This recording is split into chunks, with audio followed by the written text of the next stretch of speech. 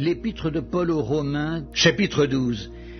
Je vous exhorte donc, frères, par les compassions de Dieu, à offrir vos corps comme un sacrifice vivant, saint, agréable à Dieu, ce qui sera de votre part un culte raisonnable. Ne vous conformez pas au siècle présent, mais soyez transformés par le renouvellement de l'intelligence, afin que vous discerniez quelle est la volonté de Dieu, ce qui est bon, agréable et parfait.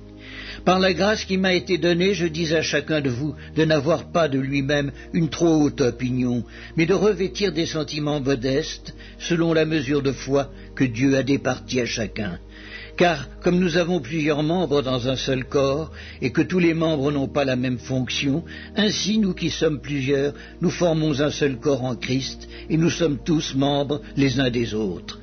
Puisque nous avons des dons différents selon la grâce qui nous a été accordée, que celui qui a le don de prophétie l'exerce selon l'analogie de la foi, que celui qui est appelé au ministère s'attache à son ministère, que celui qui enseigne s'attache à son enseignement et celui qui exhorte à l'exhortation, que celui qui donne le fasse avec libéralité, que celui qui préside le fasse avec zèle, que celui qui pratique la miséricorde le fasse avec joie. Que la charité soit sans hypocrisie, ayez le mal en horreur, attachez-vous fortement au bien.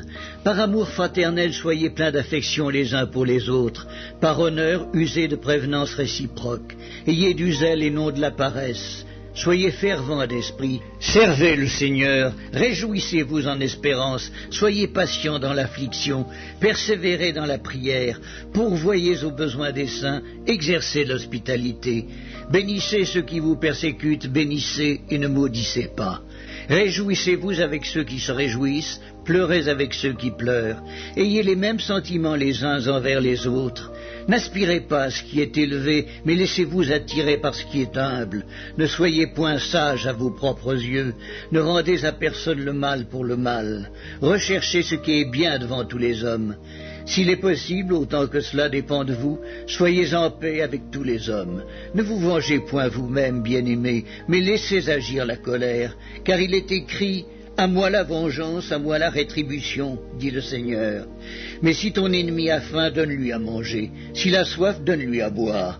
Car en agissant ainsi, ce sont des charbons ardents que tu amasseras sur sa tête. Ne te laisse pas vaincre par le mal, mais surmonte le mal par le bien. »